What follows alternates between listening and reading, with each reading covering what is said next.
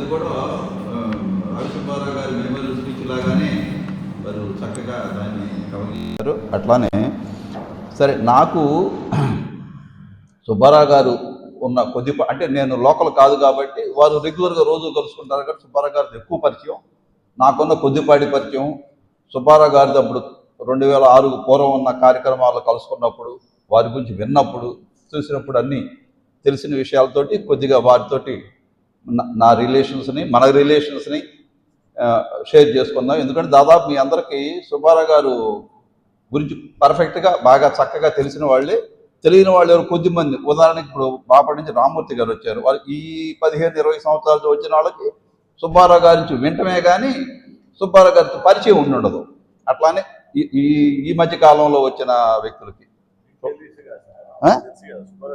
నాకు కాదండి, నాకున్న పరిచయం ఈ మధ్య వచ్చిన వ్యక్తులకి పరిచయం ఉండటానికి అవకాశం ఉండదు కాబట్టి అది వారితో ఉన్న భావాలను షేర్ చేసుకుందాం. మనం 10 సంవత్సరం సుబ్బారావు గారి వర్ధంతి కార్యక్రమాలు జరుపుకుంటున్నామండి. లాస్ట్ ఇయర్ కూడా 2024 కూడా 10వ వర్ధంతి కూడా జరుపుకున్నాం.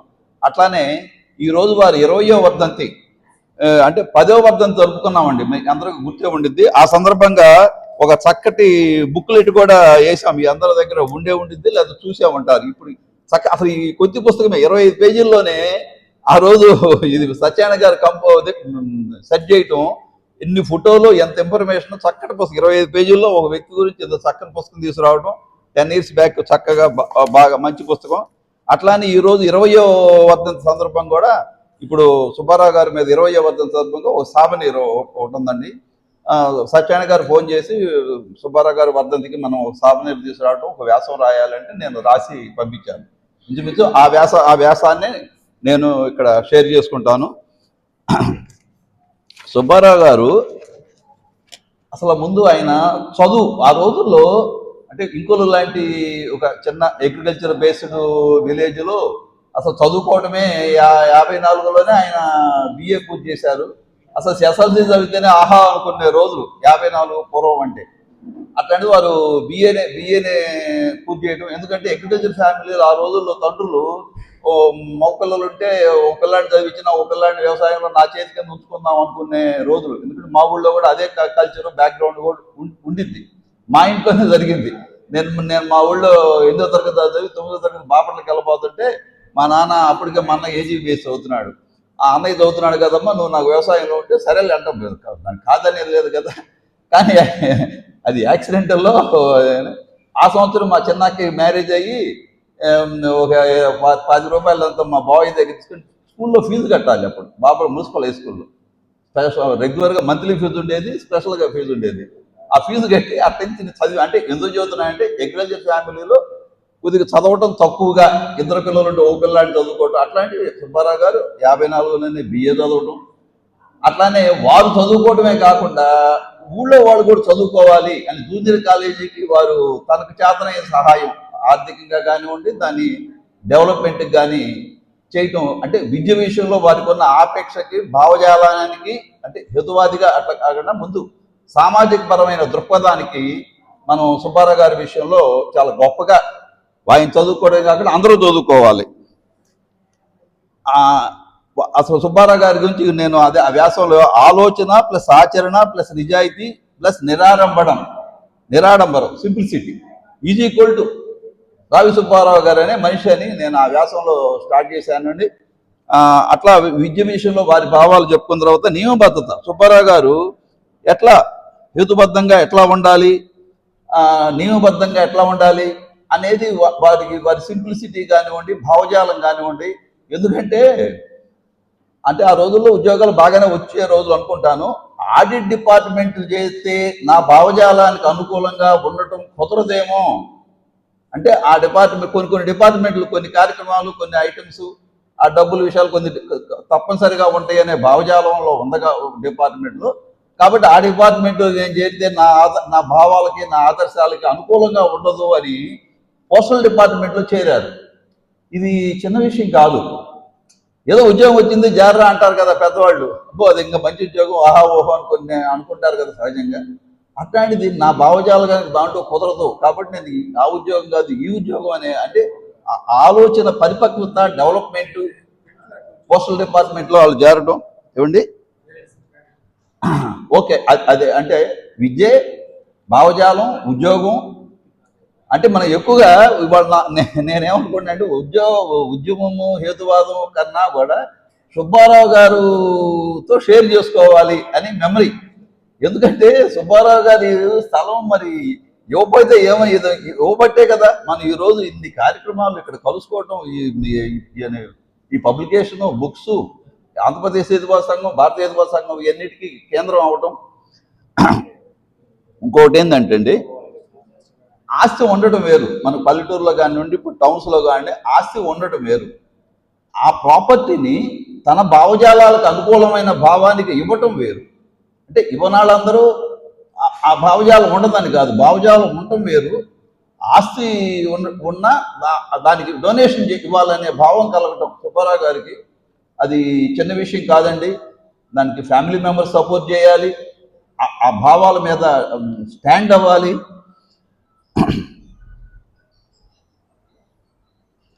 అప్పటికి 91లో ఏంటి ఇక్కడ ఉన్న పరిస్థితి అంటే వెంకటాద్రి గారు, షేక్ బాబు గారు, కరిహర్ బాబు గారు వీరందరూ పాత్రలు కలుసుకోవడం, ఈ డెవలప్మెంట్లు ఇవన్నీ. ఇక్కడ హేతువాద సంఘమే ఉంది, ఇంకోలు హేతువాద సంఘం 91. ఎప్పుడైతే సుబ్బారావు గారు దీన్ని ఈ డొనేషను ఈ స్థలం ఇచ్చేదానికి ఆలోచన మారి ఇక్కడ బిల్డింగు మరి అదే లాంగ్ థింకింగ్ లాంగ్ ప్రోగ్రామ్ తోటి డెవలప్ కావడానికి నాందికి అంటే వారు ఇచ్చిన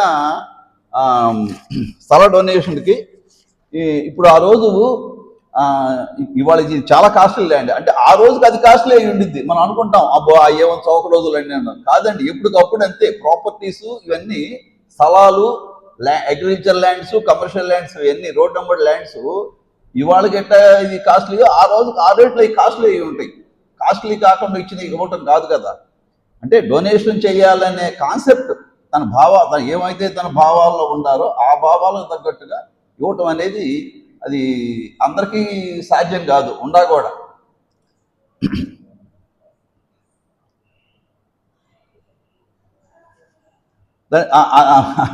అది స్థలం ఇవ్వడం అక్కడ స్థలానికి రిజిస్ట్రేషన్ కూడా నేనే పెట్టుకుంటాను, అది అసోసియేషన్ మీద అక్కర్లేదు అనే భావం. అది వారికి ఉన్న ఫైనాన్షియల్ స్టేటస్కి కుటుంబ సభ్యులు పిల్లల యొక్క డెవలప్మెంట్కి అది ఉపయోగపడే ఆస్తి అని తెలిసినా కూడా ఇప్పుడు సహజంగా మనకి ఏదైనా ఉన్నాయంటే ఇది రేపు పిల్లలు కాకపోతే ఆ అమ్మాయికి ఉపయోగపడిద్ది అనే ఆలోచన టైంలో ఇది కుటుంబ అభివృద్ధికి తన యొక్క పిల్లల యొక్క అభివృద్ధికి ఉపయోగపడిద్ది, అవసరమైంది కూడా. సుబ్బారావు గారి యొక్క ఫైనాన్షియల్ ఫ్యామిలీ బ్యాక్గ్రౌండ్కి ఈ స్థలం వాళ్ళ డెవలప్మెంట్కి అవసరం అండి, దట్ ఈస్ ఫ్యాక్ట్. అయినా కూడా ఇది ఇవ్వటం. దీంట్లో ఒక గొప్ప విషయం ఏంటంటే సార్ సుబ్బారావు గారికి భావజాలంతో వెంకటగారి గారి పరిచయంతోటి ఎంఎన్ రాయ్ పుస్తకాలతో పరిచయం ఉండి ఒక ఇవ్వాలనే జయంతో ఉండాలి. కానీ కుటుంబ సభ్యులది కూడా గొప్ప విషయం అండి అది. ఎందుకంటే మన కుటుంబాల్లో ఆలోచనలు మనం పని చేయబోతుంటే ఇంట్లో వాళ్ళు ఖర్చు పెడుతున్నాం ఏంటంటాం, దానికి డొనేషన్ ఇస్తున్నారు అన్నట్టు ఏదైనా సహజంగా ఉంటాయి. ఆడవారు ఏంటంటే ఫ్యామిలీ డెవలప్మెంట్కి ఆలోచించినట్టుగా బయట విషయాల్లో ఉండదు. కాబట్టి ఇక్కడ కుటుంబ సభ్యులు సహకారం కూడా చాలా గొప్ప విషయం అండి, చిన్న విషయం కాదు. ఆయన ఇవ్వటం అనేది అదెంత గొప్ప విషయమో ఆయన ఇచ్చేదానికి ఆటంకపరచకుండా ఓకేనండి మీరు ఇవ్వదలుచుకుంటే మీకు ఆపేక్ష ఉంటే అట్లానే చెయ్యండి అనే సపోర్ట్ చేయటం, లేకపోతే వ్యతిరేకించకుండా ఉండటం, ఆటంకపరచకుండా ఉండటం కూడా గొప్ప విషయం అండి. సో అట్లా ఆయనలో ఉన్న ఆ సైలెంట్ ఫీచర్స్ అండ్ క్యారెక్టర్స్ మనం ఎప్పుడు కొనియాడాలి, మర్చిపోకూడదు. మనం వాళ్ళ హేతువాద భావాలు కానివ్వండి హ్యూమనిస్ట్ భావాలతో కానీ ఎన్ని చేసేవాళ్ళం ఇవాళ ఇంకొల్లో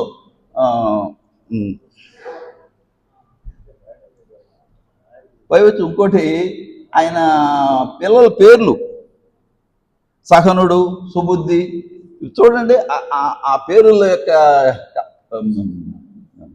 మాటల యొక్క అర్థాలు.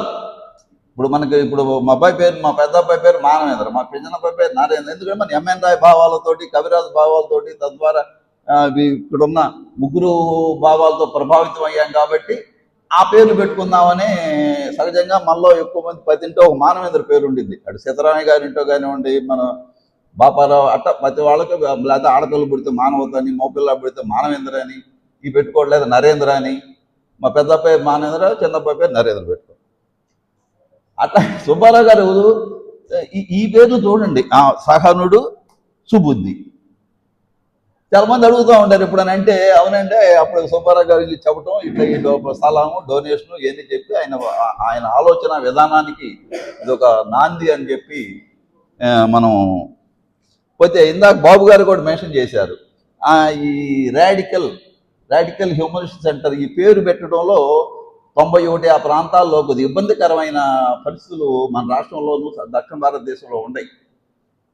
అసలు సుబ్బారావు గారు ఎందుకు ఒప్పుకుంటారు? ఎందుకంటే ఆయన అప్పటికే ఎంఎన్ రాయ్ భావాలతో ప్రభావితులయ్యి ఎంఎన్ రాయ్ మంత్రి, ఇండిపెండెంట్ ఇండియా, రాడికల్ హ్యూమనిస్ట్ పత్రిక చదువుతున్న వ్యక్తి. రాడికల్ అదే నవ్య, మూలం, బేస్, దాంతో వచ్చింది అది. ఇవాళ కాదు, ఎంఎన్ రాయ్ ఎప్పుడో 48, 49, 50 ఆ ప్రాంతాల్లో దాన్ని బాగా పాపులర్ చేసిన వరుడది. తర్వాత అది దారి తప్పి సరే ఎటో తిరిగింది, తీవ్రవాదులు దాన్ని ఎక్కువ ప్రచారం జరిగింది. సరే తర్వాత అందరూ తెలుసుకున్నారు. ఇప్పుడు సరే అంటే ఆయన ఒప్పుకుంటారా ఒప్పుకోరా అనేది చర్చ లేదండి. ఆయన ఒప్పుకోరు, ఎందుకంటే రాడికల్ అనే మాట ఉండాల్సిందే. ఎందుకంటే ఆ భావజాలంతో ఆయన ఆలోచించి నడతా ఉన్న వ్యక్తులు సుబ్బారావు గారు. బాబు గారును, షేక్ బాబు గారు, కరివారి బాబు గారు అంటా ఉండేవాళ్ళు, ఏదన్నా ఇంగ్లీష్ విషయాలు వచ్చినా, ఇంగ్లీష్ పుస్తకాల గురించి వచ్చినా సుబ్బారావు గారు చెప్పారండి, మాకే తెలుసు ఆ విషయాలు. ఎందుకంటే వాళ్ళు కొద్దిగా చదువు మాకు తక్కువ, ఏది చెప్పినా మాకు సుబ్బారావు గారి వల్లనే మాకు తెలియటం. ఆ విషయాలు ముఖ్యంగా ఇంగ్లీష్ బ్యాక్గ్రౌండ్ ఉన్న, అంటే ఎక్కువగా ఊళ్ళో కలుసుకుంటారు కాబట్టి వారు సుబ్బారావు గారు తోటి మేము ఎప్పుడు తెలుసుకున్నామని చాలా సందర్భాలతో ఈ బాబు గారు, హరిబాబు గారు, షేక్ బాబు గారు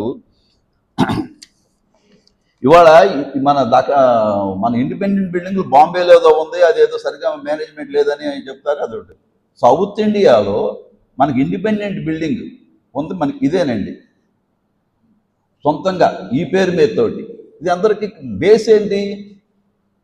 సుబ్బారావు గారు ఇచ్చిన స్థలం, తర్వాత వెంకటాద్రి గారి కృషి, తర్వాత ఫస్ట్ ఫ్లోర్ వేసుకున్నాం, అంతా ఓకే 1/1. ఇవాళ ఈ కార్యక్రమాలన్నీ జరగడమే కాకుండా ఆంధ్రప్రదేశ్ హేతువా సంఘం, హేమా పబ్లికేషన్, హేతువాద పత్రిక, మనకి ఇంత అకామిడేషన్ రావటం.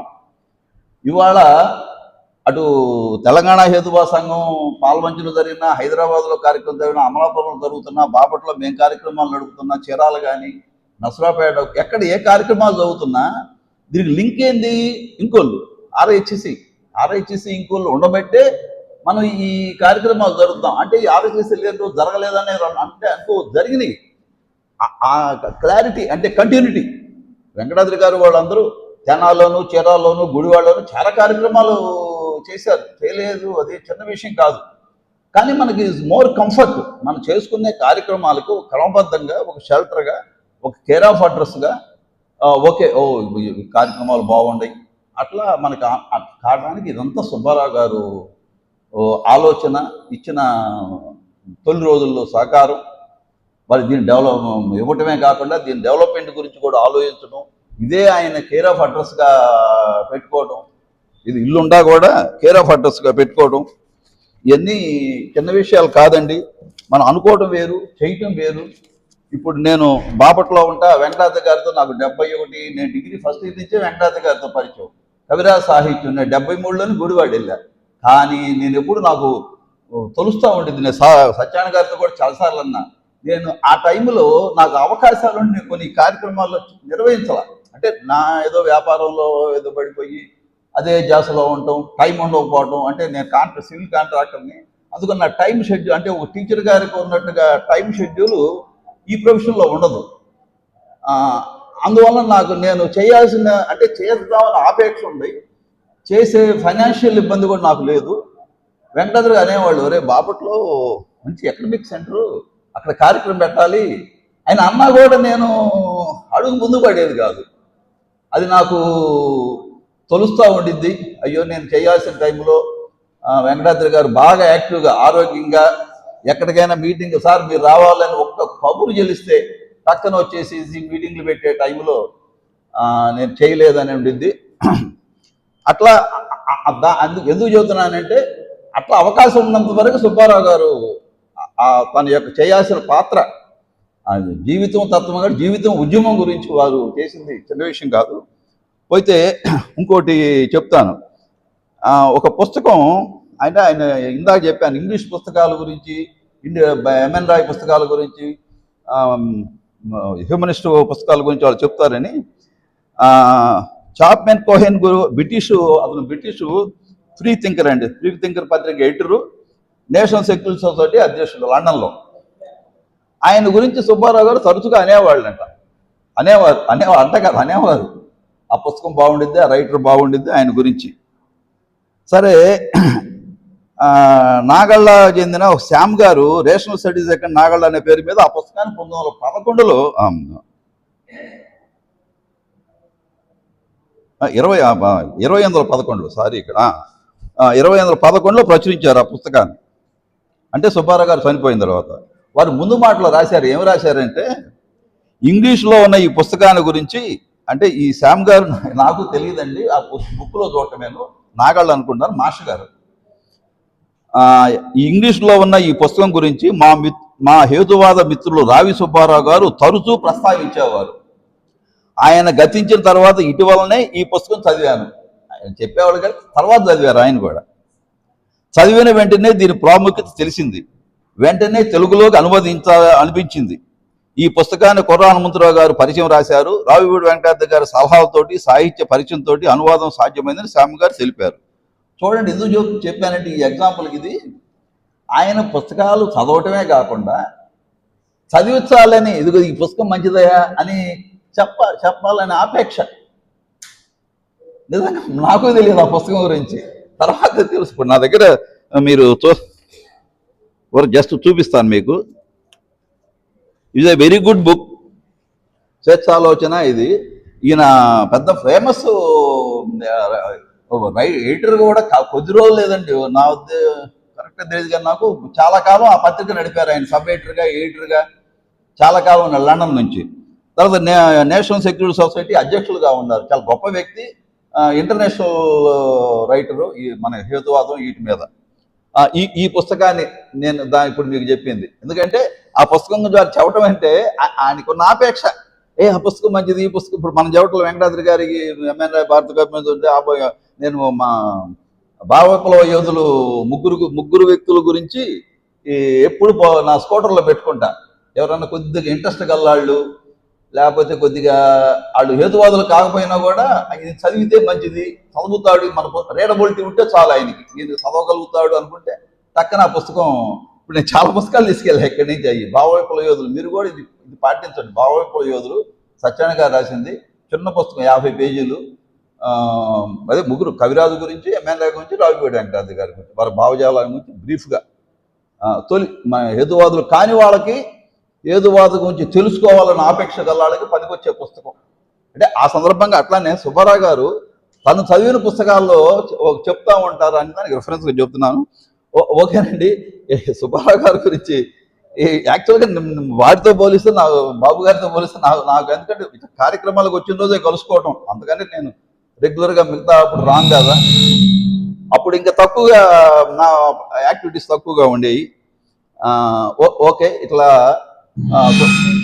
సుబ్బారావు గారు ఏందండి, సుబ్బారావు గారు మనకి చిన్న విషయం కాదు, మనందరికీ ఒక బేస్ ఏర్పాటు చేసిన పర్మనెంట్. అంటే ఇంకో 10 ఏళ్ళు మహా ఉంటే ఇంకో 10 ఏళ్ళు, ఇప్పుడు మిందా సత్యానికి చెప్పారు వయసుల గురించి, ఇంకో 10 ఏళ్ళు వస్తాం. ఇప్పుడు శ్రీనివాచారి గారు అంటే మనం బాచిన్ కిషోర్ వీళ్ళందరూ మనకు యూత్ ఉన్నారు కానీ లేరని అనుకోవట్లేదు, కానీ ఇంకా ఉండాల్సిన స్థాయిలో లేరు, రావాల్సిన స్థాయిలో రావటం లేదు అనేది. ఇప్పుడు మనం ఆన్లైన్ క్లాసులు నడుపుతున్నామండి. నేను ప్రతి నెల 2వ ఆదివారం ఆంధ్రప్రదేశ్ హేతువాద సంఘం ఆన్లైన్ క్లాస్ నడుపుతాను. అట్లానే ప్రతి నెల 4వ ఆదివారం శ్రీనివాచారి గారు తెలంగాణ హేతువాద సంఘం తరపున 4వ ఆదివారం ఆన్లైన్ క్లాసులు గూగుల్ మీట్లో. దీనికి ఏం పెద్దగా ₹1 ఖర్చు లేదు, మాకు లేదు, వచ్చే వాళ్ళకి లేదు.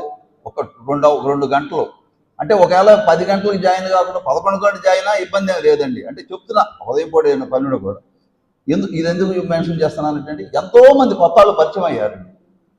ఎంతో మంది కొత్తగా సార్ మాకు తెలియదండి, ఎవరిని కలవాలి, ఏం బుక్స్ ఉండయి, ఇట్లా పత్రిక వస్తుందని మాకు అంటే తెలిసిన వాళ్ళు వస్తున్నారు, తెలియని వాళ్ళు వస్తున్నారు. ప్రతి నెల ఎవరో ఒకళ్ళో ఇద్దరో ముగ్గురో కొత్త వాళ్ళు వస్తున్నారు, వచ్చి నిలబడుతున్నారు, తెలుసుకుంటున్నారు. ఓహో మీ పత్రిక ఉందా అండి, మాకు తెలియదని అంటున్నారు. అట్లా ఉన్నారండి. కాబట్టి వీళ్ళందరికీ లింక్ ప్లాట్ఫారం ఎంత మనం చేస్తే అది ఇంకా మనం తద్వారా మనం హేతువాద ఉద్యమం కానివ్వండి, కవిరాజు పుస్తక భావాలు కానివ్వండి, వెంకటాద్రి గారికి మనం ఇచ్చే ఘనమైన నివాళి. వారి పుస్తకాల నుంచి నలుగురు తెలియజెప్పి ఈ పుస్తకాల్లో ఏముండయి. ఇప్పుడు వెంకటాద్రి గారి పుస్తకాలు చూడు, కొద్దిగా బేసిక్ రేషనలిస్ట్ బేస్ ఉండాలి, ఎలిమెంట్స్ తెలిసి ఉండాలి. ఆ తెలియటానికి మనం ఏదో ఈ భారవోపల యోధులు లాంటి పుస్తకాలు, మన ఇంకోల్ హ్యూమన్ రైట్స్ సెంటర్, మన పత్రిక, ఇవన్నీ మనకి కృషి చేస్తాయి. ఇట్లా మనం సుబ్బారావు గారి జీవితము ఉద్యమం గురించి మనం ఇలా కలుసుకోవటం, ఇట్లా మన 10 సంవత్సరం మిగతా కార్యక్రమాల్లో కూడా ఇది కూడా ఒక ముఖ్యమైన కార్యక్రమం. మనం ఎంఎన్ రాయ్ గురించి, కవిరాజు గురించి, రావిపూడి వెంకటాద్రి గారి గురించి, సో వర్ధంతి జయంతి కార్యక్రమాలు జనవరి ఫిబ్రవరి మార్చిలో అన్ని మన జనవరి ఫిబ్రవరి మార్చిలో ఉంటాయండి, ఏప్రిల్ ఉండే కార్యక్రమాలు జరుపుకోవటం. మనం ఇప్పుడు యొక్క మనకి వ్యక్తుల గురించి స్మరించుకోవడం మనకి చాలా సంతోషం కలిగించే విషయం. ఓకేనండి, మీతో ఇది షేర్ చేసుకున్నందుకు. మీ బంధువుల్లో కానివ్వండి, ఫ్రెండ్స్లో కానివ్వండి, మన హేతువాద పత్రిక గురించి, అట్లానే మన పుస్తకాలు ఎక్కడా ఈ రీజియనల్ లాంగ్వేజ్లో మనకున్నంత సాహిత్యం ఎక్కడా లేదండి. ఇంగ్లీష్లో ఉందేమో కానీ మళ్ళీ ఒక్కోసారి ఏంటంటే సాహిత్యం ఉండిద్ది, రీడబిలిటీ ఉండదు, చదవలేము కొన్ని పుస్తకాలు. అట్లాంటివి కాదండి, మన ఏ పుస్తకాన్ని తీసుకోండి, ఒక్కటైనా ఇది రీడబిలిటీ లేని పుస్తకం ఉండదు. ఎందుకంటే మన హేతువాదులు రాసేవాళ్ళు అంతేంది, వాళ్ళు అర్థం చేసుకొని ఎదురు వాళ్ళకి అర్థమయ్యేది చెప్పడం కోసం రాసిన చక్కటి పుస్తకాలు. మనకి కొన్ని పుస్తకాలు బ్రహ్మాండం మంచి గొప్ప పుస్తకమే కావచ్చు, రీడబిలిటీ అంటే రీడబిలిటీ చదివే కంటిన్యూటీ ఉండదు, మనకి అట్లా ఉండవు, చక్కగా చదవచ్చు. హేతువాదులు కాని వాళ్ళు కూడా చదవచ్చు, ఆపేక్ష కల్లాళ్ళు తెలుసుకుందామని నేను ఇంట్రెస్ట్ ఉన్న వాళ్ళు కూడా చదవదగ్గ పుస్తకాలు ఉన్నాయి. దీని అందరూ మనం ముందుకు తీసుకెళ్లే బాధ్యత మన అందరి మీద ఉంది అని తెలియజేస్తూ మీతో షేర్ చేసుకుంటూ చాలా సంతోషం. Okay sir.